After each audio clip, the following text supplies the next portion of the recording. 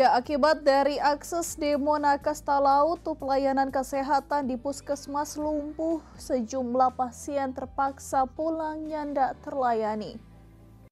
Aksi demo yang dilakukan para tenaga kesehatan pada Senin siang membuat pelayanan di beberapa puskesmas tidak maksimal. Seperti halnya yang dialami Hibor Taine, warga Kelurahan Melonguane.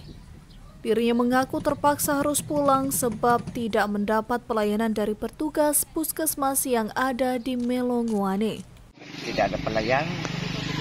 Kenapa karenanya ada pelayanan, Pak? Dorong mau ke atas itu mau mengenai gaji.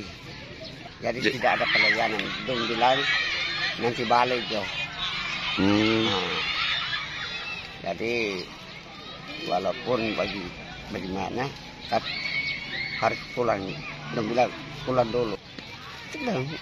Salah. Tidak ada pelayanan. Jadi terpaksa kita pulang. Jadi mesti mau bilang pada orang, kita bilang mau pulang. Kalau begitu nanti hari Rabu. Yang penting kita masih aman-aman. Pria yang berprofesi sebagai buruh bagasi ini hanya bisa pasrah dengan kondisi yang dialami dirinya.